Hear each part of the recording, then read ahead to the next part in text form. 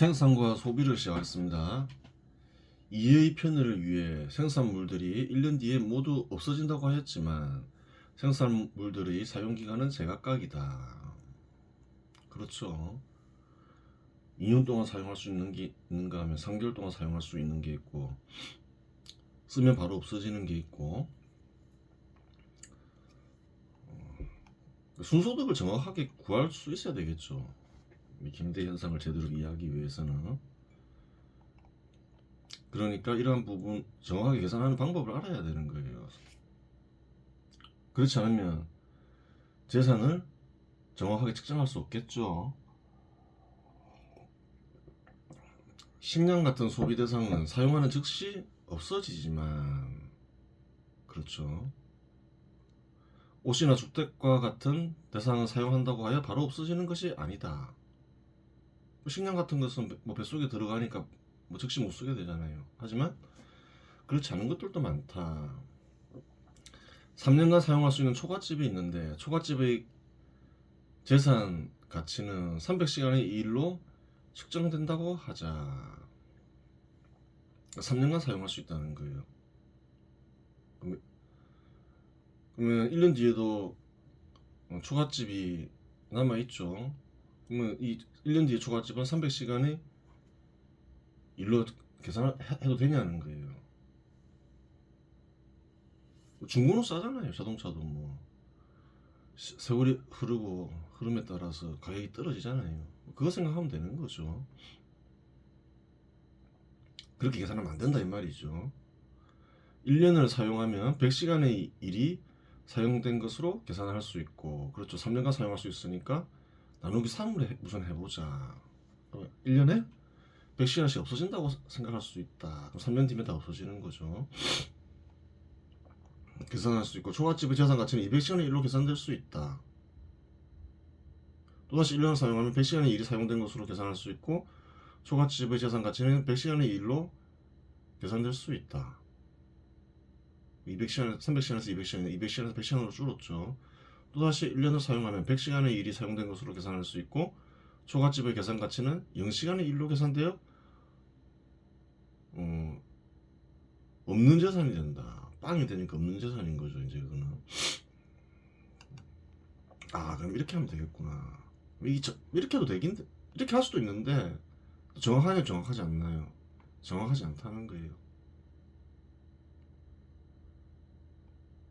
성능이 있기 때문에 그렇죠. 3년간 사용할 수 있는데 1년 뒤에 성능이 그대로다. 그러면 이렇게 계산할 수가 있죠. 뭐 성능이 안 되는 대상에 있으면 이렇게만 계산하면 되는 거예요. 그런데 성능이 있다. 보통 성능이 안 좋아지면서 못 쓰게 되는 거죠. 그러니까 이렇게 계산할 수가 없다는 거예요. 성능을 반영해야 되겠죠.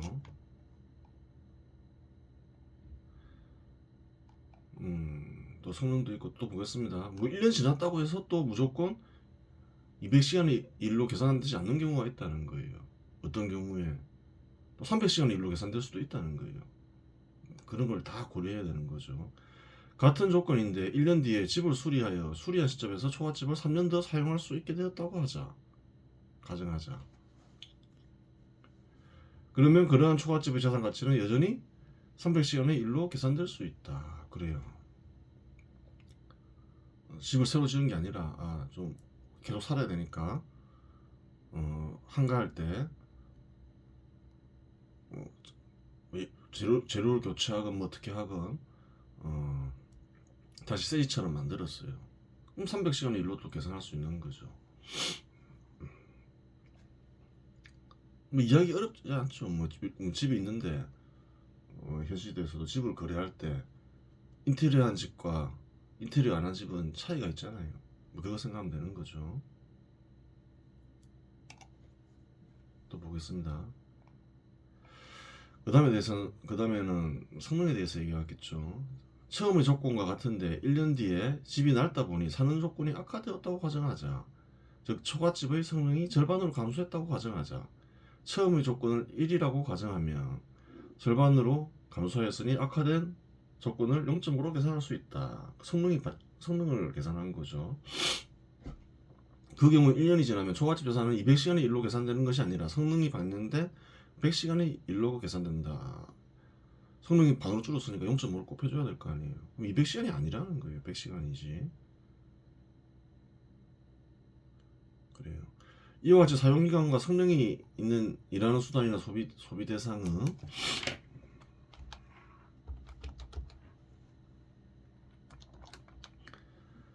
사용기간과 성능을 반영해야 재산가치를 정확히 계산할 수 있다. 그와 같은 대상들을 계산하는 방식을 식으로 표현하면 다음과 같다. 사용기간과 성능이 있는 재산은 처음 투입된 일의양 곱하기 사용기간분의 잔존기간 곱하기 성능, 그렇게 되는 거죠. 통상 현 시대에서는 이제 일의양으로 계산되지 않죠. 그럼 재산을 계산할 때 어떻게 계산하면 되나요? 뭐 투입된 화폐를 여기 넣으면 되잖아요. 또 반영해야 될 게 있겠지만 뒤에서 다루기로 하고 한 가지를 더 반영해야 돼요.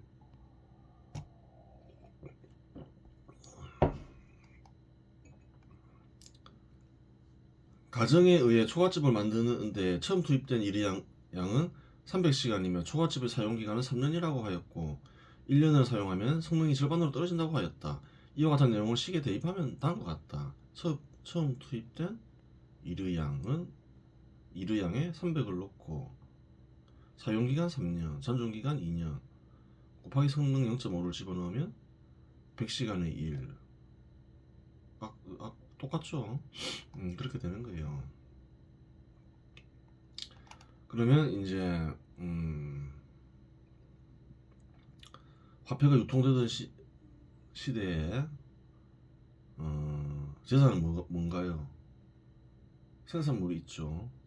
직접 만든 생산물이 있죠. 그 직접 만든 생산물을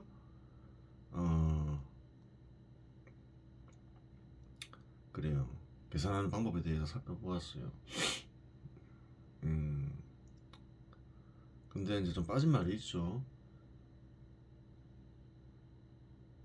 그 어떤 사람은 보통 한 10시간 보통 이제 100시간을 투입해서 초과집을 만드는데 어떤 사람은 200시간을 투입해야 만들 수가 있어요. 어떤 사람은 한 80시간 투입해서 만들 수 있는 사람도 있겠죠. 능수능란하는 사람은. 근데 보통 한 100시간 투입이 돼요. 그러니까 그 개인적으로 인식되는 가치가 있고 사회적으로 인식되는 가치가 있다는 거예요. 200시간 투입한 사람이 딴 사람하고 그래 하는데 200시간의 일로 계산해달라. 그 사람도 알겠죠, 물론. 딴 사람들이 100시간 만에 만든다는 거, 100시간의 일을 통해서 만든다는 거. 200시간으로 일로 계산해달라. 그러면 딴 사람이 뭐라 하나요? 내가 미쳤냐? 그걸 왜 그렇게 그래 하냐? 100시간의 일만 투입하면 되는데, 그럴 거 아니에요. 200시간이 투입됐던, 80시간이 투입됐던, 사회적으로 인식되는 일의 양은 100시간의 일이다. 그렇게 되는 거죠. 개인적인 가치와 사회적인 가치를 구별하면 된다는 거예요. 그렇고 그러니까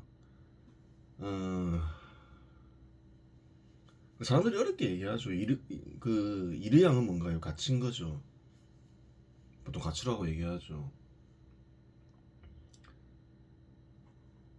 그러면 사회적인 가치는 뭔가요? 그냥 일의 양이라고 하고 사회적으로 인정하는 일의 양은 뭔가요? 그러면 사회적으로 인정되는 가치가 왜 필요한가요? 교환 때문에 필요한 거죠. 사회적으로 인정되는 일의 양. 그것을 통상 전문 용어로 뭐라고 얘기하나요? 교환 가치라고 얘기한다는 거예요. 사회적으로 인정되는 일의 양. 정확한 내용 그렇죠. 근데 보통 그렇게 얘기 안 하죠. 이렇게 단어를 붙이는 거죠. 가치, 교환 가치. 간단하게 얘기하기 위해서 정확한 내용은 교환 가치는 사회적으로 인정되는 일의 양이다. 일의 양은 가치다. 가치에는 개인적 가치, 사회적 가치가 있다. 사회적 가치는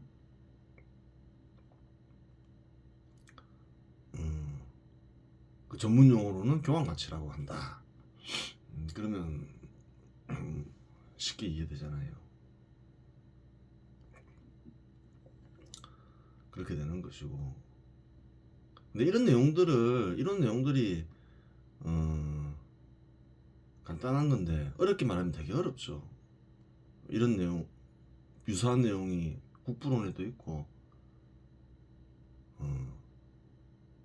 자본론에도 있고 이렇지만 어렵게 설명해서 수십 페이지 읽어도 뭘까 이런 생각이 들 수 있어요. 근데 어려운 간단한 거라는 거예요. 그러니까 뭐든지 쉽게 얘기할 수 있는 방법이 있고 어렵게 얘기할 수 있는 방법이 있는데 통상적으로 좀 자기가 뭔가 어떤 지식을 얻었다 이러면 쉽게 얘기하는 법은 없는 거죠. 그래요. 그 대상들에는 사람들은 이제 소비 대상과 일하는 수단을 쓰죠. 소비하는데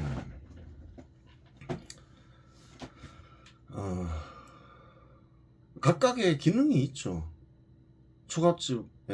집에는 뭐 주거하는 기능이 있고 의자에는 앉을 수 있는 기능이 있고 하여튼 뭐 사물마다 필요한 기능이 있다는 거예요. 사람이 쓰는 것에는 그 필요한 기능을 뭐라 하나요? 사용가치라고 한다는 거예요. 사용가치 구체적 내용은 필요한 기능이다. 사용가치, 교환가치 안 써도 된다는 거예요. 사실은 필요한 기능이 있고 교환을 하다 보니까 사회적으로 인정된 가치를 이용하고 사회적으로 인정된 일의 양을 이용하고 그렇게 되는 거예요. 근데 사용가치, 교환가치 탁 적어놓고 사용가치 어쩌고 저쩌고 교환가치 어쩌고 저쩌고 이러다 보면 둘 다 가치가 들어가 있고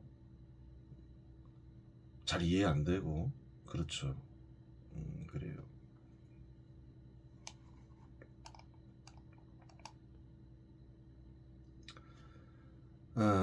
그러면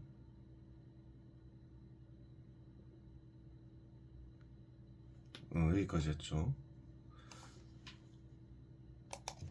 토지는 가공되어 농경지나 목축지가 될 수 있고 집터나 공장터와 같은 건축물을 지을 자리가 될 수도 있다. 고대 사회에서 농사 짓던 사람들에게 재산은 뭐가 있나요? 생산물들이 있을 거고 소비 대상이나 일하는 수단. 그렇죠. 또 뭐가 있을 수 있나요? 토지가 있을 수 있죠. 토지는 인간이 만든 게 아니잖아요. 지구를 인간이 만들었나요? 이제 문제가 생기는 거죠. 거래를 해야 되는데. 한번 다뤄보죠. 하려면 완벽하게 하는 게 낫지. 토지는 가공되어 농경지나 목축지가 될 수 있고 집터나 공장터와 같은 건축물을 지을 자리가 될 수도 있다. 그렇죠. 그러한 토지는 인간에 의해 만들어진 것은 아니다. 지구를 인간이 만든 것은 아니지 않는가. 그러면 화폐가 유통되지 않던 시절에 토지는 어떤 방식으로 거래되었는가 하는 문제가 발생한다. 어떤 문제가 그렇죠. 농민이 얻는 수확물의 양은 확정되어 있지 않다. 이제 그 배경을 설명해 주는 거예요. 사람들이 어떻게 계산했을까 고대에. 계산하는 방법이 있나? 방법도 없이 계산하진 않을 거 아니에요. 그리하지 않을 거 아니에요. 다 있다는 거예요.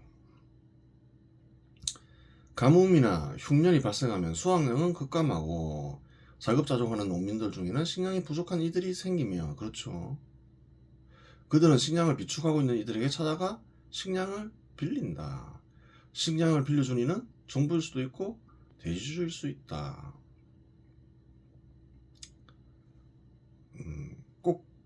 금융기관이 있어야 빌려주고 빌리지는 건 아니라는 거예요. 고대에도 일종의 금융제도가 있었다는 거예요.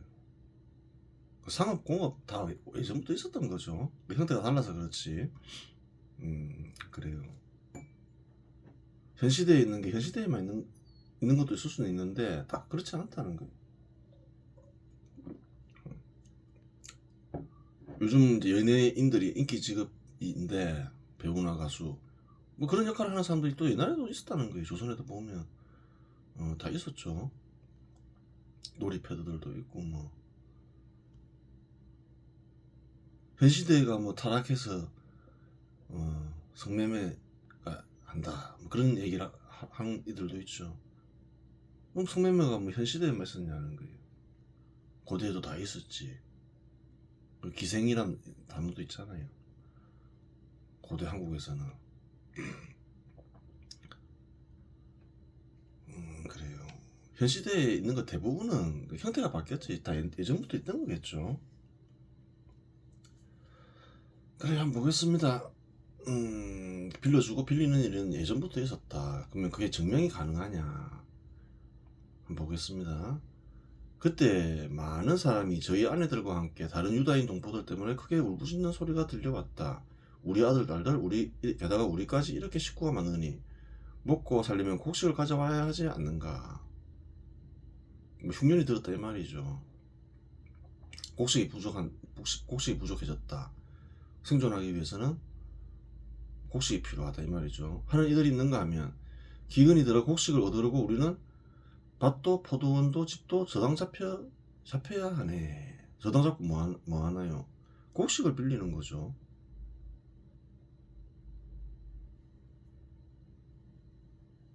있었다는 거예요. 이게 어디 나오는 글이냐? 성경책에 나오죠.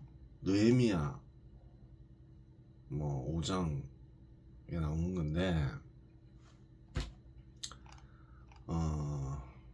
느헤미야는 기원전 5세기경 그 예루살렘 총독이었죠. 그때 페르시아의 지배를 받고 있었을 거예요. 페르시아에서 이제 예루살렘 출신 유대인 출신 느헤미야를 예루살렘 총독을 시켰죠. 그래요.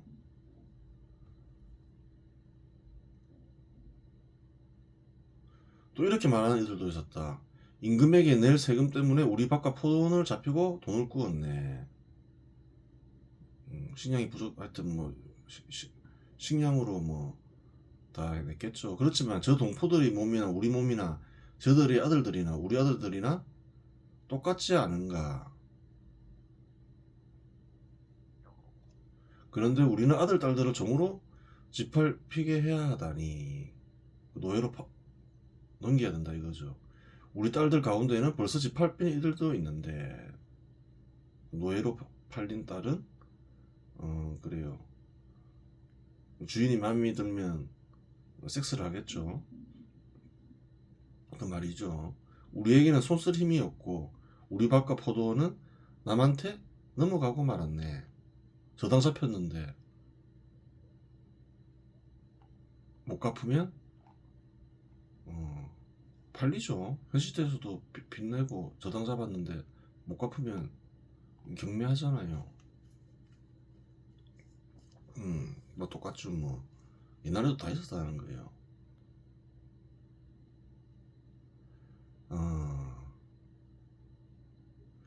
그러니까 여기서 읽어보면 뭔가요? 금융제도가 있고 또 노예제도도 보이죠. 아들, 딸도 자식들도 그래 되겠죠. 자기도 뭐 그래 되겠죠. 노예 계약이 허용돼 있죠. 그 노예제도가 있는 사회에서 노예 계약이 허용되겠죠. 노예가 될 수 있는 그것은 주로 어떤 경우인가요? 첫 번째, 전쟁 포로가 되면 노예될 수 있죠. 그게 내전이든 타국과의 전쟁이건 반란 일으키다가 걸리면 노예되고 그랬잖아요. 한국에서도. 그 일종 내전이라 볼 수 있는 거죠.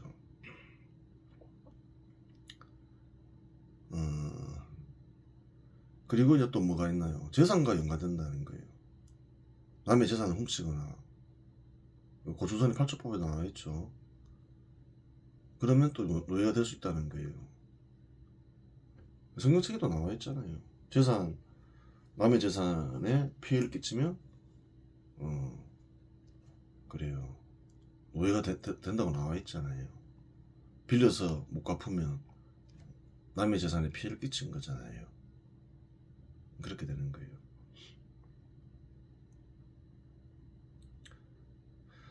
난 이제 총독이 듣는 거죠. 나는 그 사람들의 울부짖음과 이런 말들을 듣고 매우 화가 났다. 내미가 화가 났다 이 말이죠.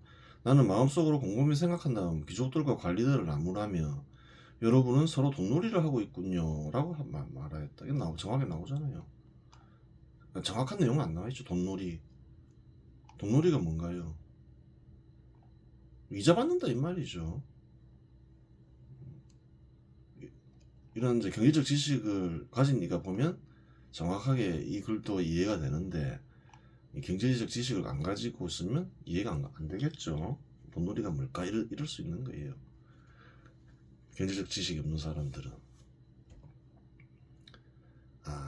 그래요. 이자를 못 갚으면, 원금과 이자를 못 바꾸면 예전에는 노예가 됐구나.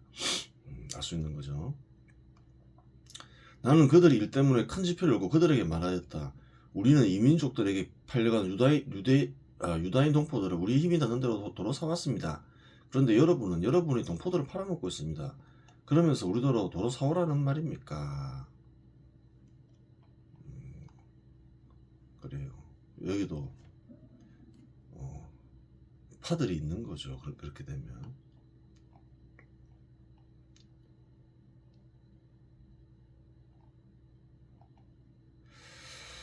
그렇게 되는 거고, 그래요. 정부일 수도 있고 대주주일 수도 있다. 빌려주는 이가. 귀족은 대주주겠죠. 관리는 이제 정부에서 뭐 그런 역할을 했다고 볼 수 있는 거죠. 느헤미야는 기원전 5세기경 활동한 인물로 예루살렘 총독으로 알려져 있다. 다 얘기했죠. 이 이야기를 통해 식량이 부족한 농민들은 식량을 정부나 대주주에게 빌려서 해결하는데 제때 갚지 못하면 자녀들을 팔아서 해결했음을 알 수 있다. 이건 꼭 뭐 예루살렘만의 문제는 아니겠죠. 한국에서도 그랬겠죠.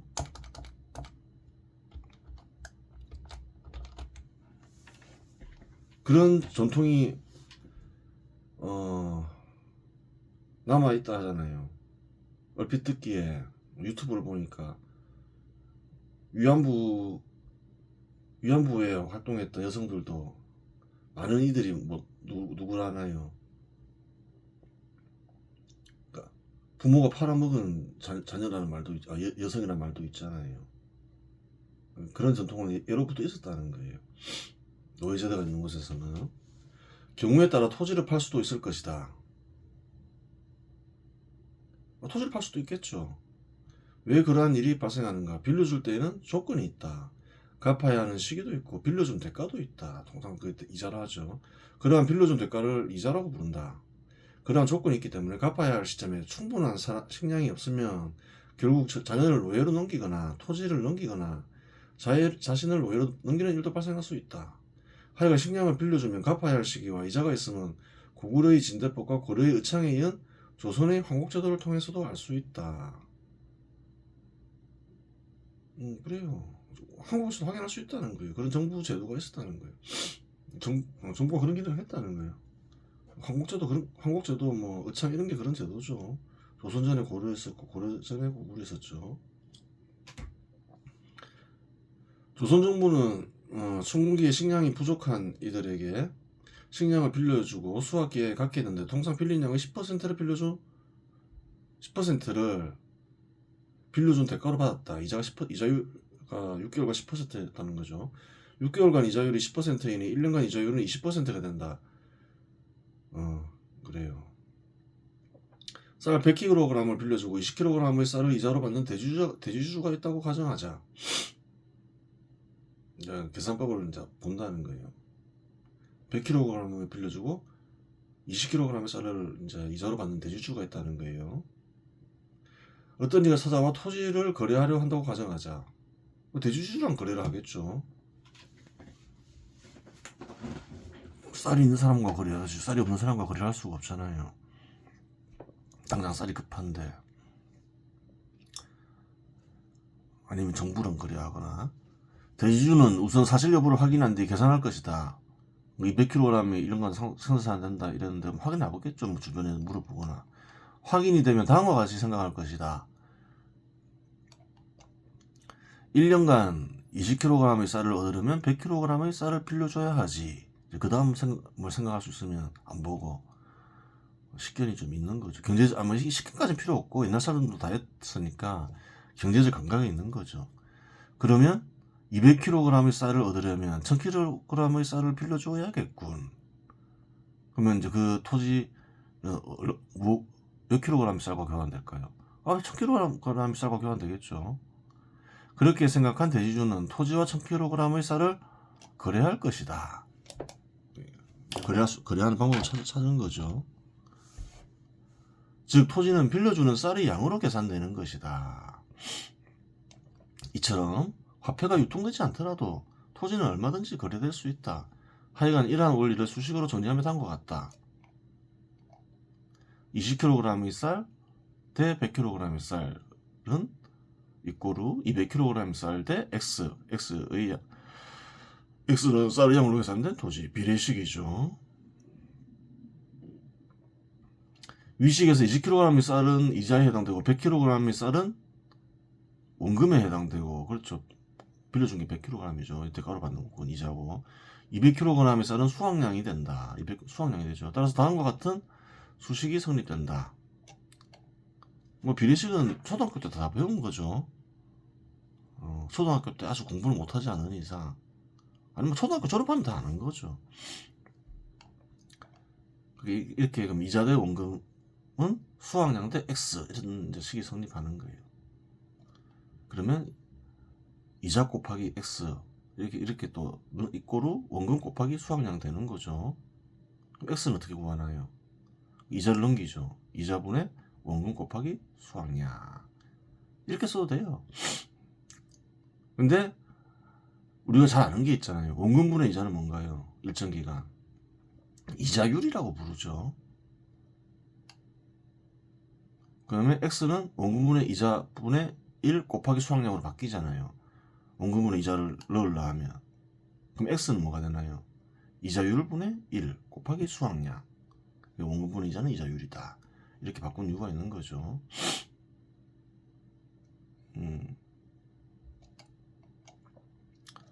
그러면 쌀의 양으로 계산된 토지, X는 쌀의 양으로 계산된 토지를 했죠. 밀로도 계산되죠. 고기로도 계산되겠죠. 이자율 분의 수확량 이렇게 되는 거예요. 앞에서 언급한 내용을 공식에 대입해보자. 0.2분의 이자율은 20%니까 0.2잖아요. 200kg의 쌀 이걸 계산하면 어떻게 되나요? 1000kg의 쌀 1000kg 쌀이 나오잖아요. 세상에 필요한 것은 다 인간의 필요에 의해서 만드는 거죠. 비례식은 뭐 처음부터 있는 건가요? 아니죠. 이러한 형식은 인간이 만든 수식이다. 이런 비례식, 이러한 수식은 인간의 필요에 의해서 만들어졌을 것이다. 이 식에 딱 넣으니까 어떻게 되나요? 토지와 거래될 쌀의 양이 정확하게 나오잖아요. 공식으로 만들긴 했지만 비례식에 넣어도 정확하게 나오죠. 그래요. 그럼 비례식의 기원은 뭐 꼭 이 식이 아니더라도 뭐 비례식은 있을 수 있는 거죠. 고대에 있었다면 그것은 아마도 토지를 거래하기 위해서 비례식이 생긴 것일 수 있다. 필요성이 없으면 생기지 않으니까. 근데 비례식을 이용하니까 토지와 거래해야 될 쌀의 양이 정확하게 나오더라. 그래요. 그렇게 생각해 볼 수 있는 거죠. 이번 시간에서 마치겠습니다.